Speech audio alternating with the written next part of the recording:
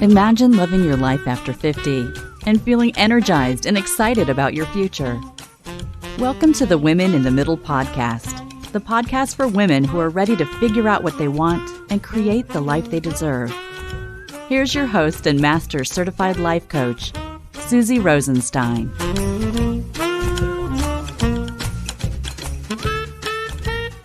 Hey there, welcome back to the podcast, Women in the Middle. I'm your host, Susie Rosenstein, and I am so glad to be here with you again for this week's episode, which is all about accountability and what you can do to help yourself create and do what you want to do. What you say you're going to do more than you currently do. Now, that's a lot of do's. And in my family, when you say do, it is a cause for celebration. If this is your first episode of Women in the Middle, I am so glad you found the podcast. Welcome. Women in the Middle is about actionable life coaching for women in their 50s, designed to help with career boredom, career change, midlife crisis, transition, and empty nest issues, all from a mindfulness perspective. And I describe it as actionable because we get right in there. It's a super practical podcast. My mission is to help older and wiser women like you get excited about your life again because, as you know, it's pretty easy to get into a funk. Not necessarily a full-blown midlife crisis, but just to the point where you're feeling a bit funky and you know you're a bit off. Sometimes we need a little help. If you haven't done so yet, go to my website at www.susierosenstein.com/midlifefunk to grab your copy of my free ebook, 10 Simple Ways to Bust Out of Your Midlife Funk. It is a great way to take the first step to shake up your perspective about this phase of your life and what is possible for you. You'll also see how to work with me. I'm a master certified life and weight coach, and I am at your service, as they say. So if you're frustrated and stuck and tired of feeling like you're swimming through mud when it comes to your life, I can help. I know that you know it's time to make a change, but you aren't exactly sure what to do next. Please know that you're not alone, but your thinking needs some work for sure. You should definitely book a free 20-minute insight call with me and see how I can help you get out of the mud and into a clear crystal blue pool that you're excited about swimming in, your life. And you will feel pretty giddy about it. Yes, I said giddy. Just go to www.susierosenstein.com and hover over the About tab, and you will see free session on the drop-down menu. Click there, and you can book straight into my calendar. It's easy, and I can't wait to talk to you. Okay, so much good stuff. So today's podcast is all about accountability. Yep, everyone's favorite topic. I can see your eyeballs rolling into the back of your head right now. But really, maybe it was a full moon or something, but my clients have been asking me about this more and more lately. I don't know if you know this, but I have a new virtual vision board program called Vision Board Unplugged. It's a life coaching and motivational planning online workshop series of 3 classes, and it's based on you creating a vision board that really works. So what's so interesting is, first of all, that it's virtual, so it doesn't matter where you live. You just hop on the webinar and away we go. So it's a fun thing to do with your family and friends, even though you're not together and they may even be out of town, like far away. So we just finished the first Vision Board Unplugged workshop series with an amazing group of women from all over the place in 3 time zones. It went really well, and we had worked through the concepts of what it takes to make a vision board work. And then from a life coaching perspective, with a huge focus on all of the action you need to take and how to deal with the obstacles of doing just that. And once everyone had their priorities sorted out, we started coaching on the topic of how to make sure we do the things we want to do. And that leads into accountability and how it relates to making your vision board come to life. So that's when these women said, you know what, Susie, we want more coaching. We want more accountability. Now, there was this feeling of uncertainty when we got to this phase of things, and a collective thought that went something like this. Uh-oh, I may not do what I said I wanted to do. Can you relate to that? They asked me to come up with a group program, like a package, a group coaching package that dealt specifically with accountability for their vision boards, teaching them the skills and offering them the support that they needed to keep moving forward on their goals. So I did. And now there are 2 vision board coaching programs, Vision Board Unplugged and also Vision Board in Action, for those vision board folks who want more support in moving their vision boards forward and actually bringing them to life. It's perfect if you participated in Vision Board Unplugged, or even if you already did a vision board, but it's just sitting there. You know what I mean? Like under your bed or in your closet or behind your door, never being looked at as it's intended. Because at the core of the vision board work is the idea that it's a visual cue for you to remind yourself to think what you need to think, to feel what you need to feel, to do what you want to do, to create the results you want to create on purpose. So you can check this out. Check out Vision Board Unplugged or any of my other coaching programs on my website. And if you're interested in Vision Board Unplugged, there's a new class starting in a couple of weeks. So just go to SusieRosenstein.com and click the Work With Me section, then click Vision Board Unplugged, and you can sign up there. Like I said, it's a totally fun thing to do with your out-of-town daughters, sisters, cousins, friends, and I would love to guide you through this really powerful process. So back to accountability. The thing is that we all have things we want to do. The vision board is simply one tool to help you sort it all out and take a deep dive into your brain to figure it out. So many goals, so many resolutions, so many dreams, so many good ideas, so many intentions, right? So what's the problem? You're a good person and you want good things for yourself and for the people you love. You want to help others and put good energy out there into the world. So again, I ask you, where's the problem? It's all in your thinking, my friend. Things break down in your mind with a thought, probably one that you don't even know is up there mucking things up. Might even be a few thoughts, but that's what's going on. Your thoughts are standing between you and your dreams. So let's think about the notion of being accountable and how it can feel really negative sometimes. Have you noticed that? But we all know that being accountable is the key to getting shit done. The definition of accountability is an obligation or willingness to accept responsibility or to account for one's actions. Boom. There it is. An obligation or willingness to accept responsibility or to account for one's actions. So let's dig in here a bit more and talk about a few things. First, the contrast of accountability to others versus accountability to yourself. Second, a close look at what accountability really feels like. And third, some practical tips to help you follow through.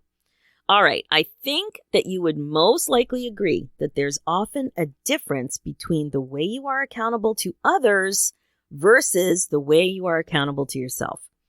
If you tell your boss you're going to get something done by a certain time and date, you do it. If you book a doctor appointment, you're there. If you commit to bringing a meal to a sick friend, it's as good as done. And my favorite example, but it dates me a bit, but I know you women in the middle are in the same boat. This example is from way back when we didn't have cell phones, specifically when kids didn't have cell phones. Do you remember when you were in your 20s and you used to travel? You would ask somebody to pick you up at the airport. Now, you couldn't just ask anyone. It had to be someone you could absolutely rely on to remember and to be there. I used to have a list in my head of friends I could count on to pick me up at the airport and friends that I loved, but I would never ask them in a million years to do that because I just couldn't count on them for that type of thing. Remember, no cell phones. So you would go away for a week or two and then show up at the airport, no communication for weeks. Remember how expensive it was to call long distance? And your reliable friend or family member would be there waiting for you. Now, think about your kids or your niece or nephew or even your mom. If you told them that you would pick them up, my guess is there's not a shadow of a doubt in your mind that you would be there. Even like a little after-school program. If you said you'd be there when kids are small, there's no question you would be there, right? No questions asked. That's what it's like to make a commitment and to be accountable to somebody else. Your obligation or willingness to accept responsibility or to account for your actions. You feel this in your bones. It's solid. It's super strong. It's certain. It's reliable. You're totally willing to accept the responsibility that you committed to, and you will follow through. Now, let's look at what being accountable to yourself looks like. Perhaps it's around a date in your calendar to go to the gym, or a desire to clean out a pile of crap somewhere in the house, or a drawer, or the garage. Or then there's the ever-popular weight loss goal. You decide you want to lose a bit of weight. What happens to so many of us is that these types of commitments to yourself, don't feel the same way to you. And therefore, the accountability isn't the same either. It feels weaker. So what I mean is, when you think about actually doing the things you've said you're going to do for yourself, it's not the same as when you commit to somebody else. This commitment, or lack thereof, plays itself out by just withering away or diminishing. It's not strong enough to stay top of mind or demand action. And that's where regrets come in. And you know I love to talk about regret proofing. I see a direct relationship between lack of commitment and accountability to yourself and the increased likelihood of having regrets. Time flies, right? I don't need to tell you that. So when this time of year rolls around again next year, will you have done the important things you said you're going to do? Yes, I said important. I'm not even talking about all the things on your regular old list. I know you're busy. I know you've got tons of things to do as the captain of your ship.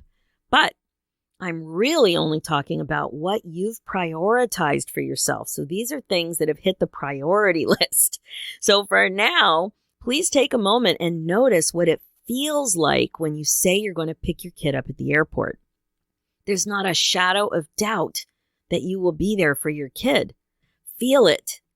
Focus on it. Understand it. What does that certainty, that responsibility, that accountability feel like? Now, shift into thinking about getting on your treadmill every day, or going to that regular yoga class, or even your commitment to yourself to get more sleep. Do you have the same level of certainty, commitment, accountability to yourself to do something that you've prioritized? I can hear you. Yes, by some magical podcast virtual connection that we have, I can hear that you're saying this. Not quite the same, right? This, my friend, takes work. And the first step is to notice it, to be aware of it. And the reason it's not the same feeling is because it's not the same thought about doing it. So when it comes to your kid or your mom or your husband or your boss, the thought you think about accountability to what you've said is what's driving your feeling. What I'm saying is, what you think about your obligation or your willingness to accept responsibility or to account for your action is what creates your feeling. Let's take an example. I'll stick to this airport scenario.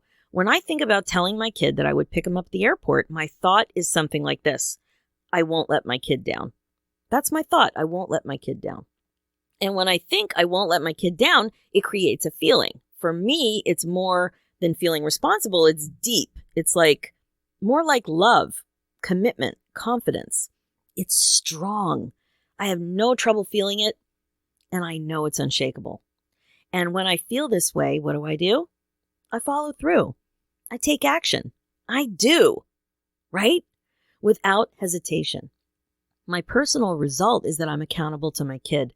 I feel confident when I make a promise or commitment that I will follow through, period. So that thought, I won't let my kid down, creates the exact result that I want. Because I have a proven track record now too. Because of this, my kids have no trouble knowing at the deepest level that I'll always be there for them, airport pickups or otherwise. They know it. I know it. That's just the way it is. It's done. Now let's shift things a bit. Think to yourself, when you make a promise to yourself about doing something for yourself, how do you feel? Let's say that you tell yourself that you'll lose 10 pounds over the next 3 months, or that you'll start a regular exercise routine and start getting up at 6 a.m. every morning to work out or go for a walk, something like that. Or maybe even that you'll get 8 hours of sleep a night or journal every day as part of your new and improved morning routine. What's the likelihood that this will actually happen? That you will be accountable to yourself the same way you would be accountable to your kid? What is the feeling you have about your obligation or willingness to accept responsibility and account for your actions around a commitment to yourself?